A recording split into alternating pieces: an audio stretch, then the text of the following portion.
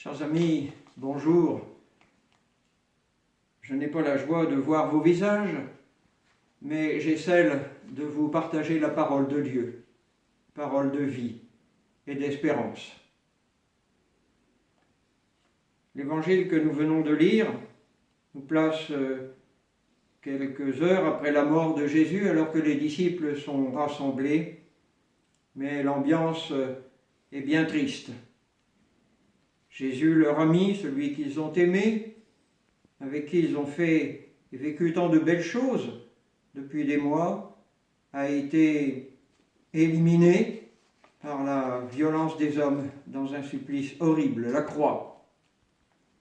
De plus, ils sont paralysés par la peur. Ce qu'ils lui ont fait à lui, ne vont-ils pas le leur faire à eux? Non, vraiment, pour les amis de Jésus, ce soir-là, ce n'est pas la joie. Et pour nous aujourd'hui, avec l'épidémie, nous ressentons une menace pour notre propre vie et pour la vie de ceux que nous aimons. Et nous voici, nous aussi, enfermés, confinés, dans la possibilité de nous rassembler, obligés de nous tenir à distance avec les gestes barrières. Non, vraiment, ce n'est pas la joie pour nous non plus.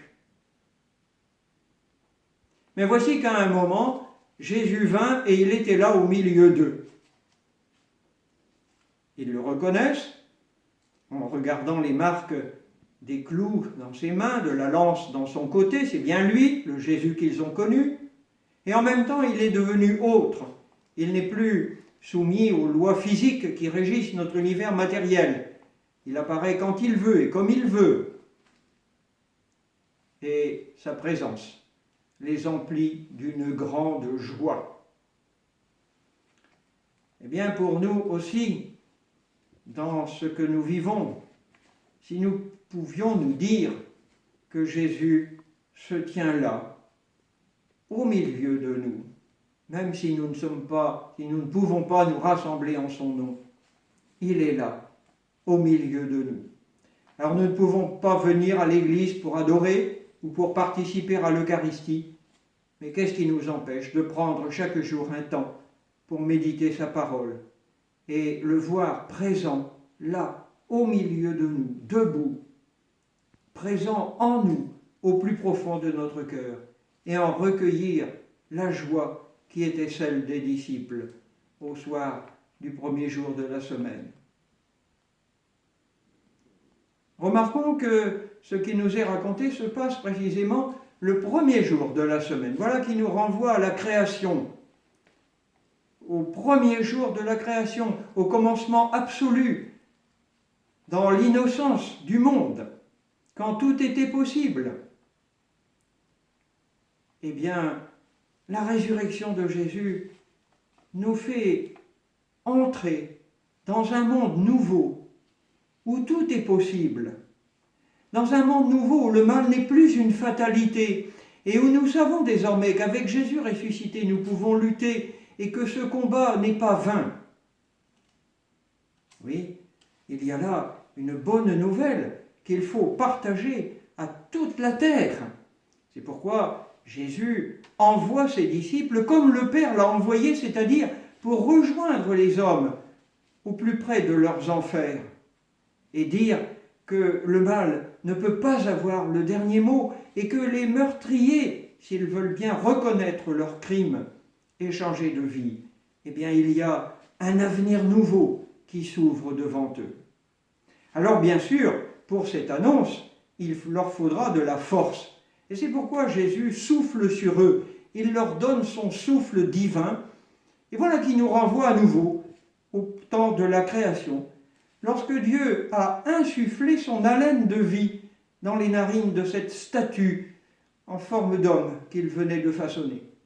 Et nous dit le texte biblique, l'homme devint un être vivant. Eh bien oui, les disciples de Jésus, envoyés annoncer la bonne nouvelle, sont vraiment des vivants qui vont pouvoir communiquer la vie autour d'eux. Eh bien, nous aussi, qui sommes accablés par cette épidémie, prenons conscience que le souffle de Dieu ne nous manque pas et que nous sommes nous aussi des vivants, que nous sommes aux portes d'un monde nouveau, d'un commencement nouveau. Ne le voyons-nous pas, d'ailleurs, déjà, discrètement, mais réellement, à travers toutes les initiatives de celles et de ceux qui se préoccupent des hommes et des femmes en difficulté pour leur prodiguer des soins, pour leur apporter de la nourriture, pour leur apporter présence, réconfort. Le monde nouveau, il est déjà là. Et quand l'épidémie sera passée, nous aurons à continuer à le construire pourvu que nous ne cherchions pas à vouloir refaire comme avant. Comme avant, c'est cela que Thomas voudrait retrouver en cherchant à identifier le Jésus qu'il a connu avec ce Jésus qui est apparu à ses compagnons. Et voilà que là où il cherchait une identification, en voyant ces blessures qui sont le signe d'un amour immense, d'un amour divin qui est parvenu à vaincre le mal absolu, il découvre le Jésus, Seigneur, Maître du temps et de l'histoire, celui qui va apporter la vie désormais à tous. Alors, Thomas a cru par ce qu'il a vu, mais est-ce que Thomas sera dispensé de croire par la suite dans la mission qu'il aura à accomplir lui aussi? Eh bien non, il aura besoin de croire encore et toujours, parce que croire, ça a un rapport avec la vie. Vivre, c'est croire, et croire, c'est vivre. La vie, nous le savons, ce sont de bons moments où tout paraît facile, léger, où croire nous paraît poser aucun problème. Mais la vie, ce sont aussi des épreuves qui mettent en cause notre foi, qui nous déstabilisent et voudraient en quelque sorte nous faire arrêter de croire. Eh bien non, les épreuves, elles nous sont données, nous ne les cherchons pas bien sûr, mais elles nous sont données pour un quitte ou double.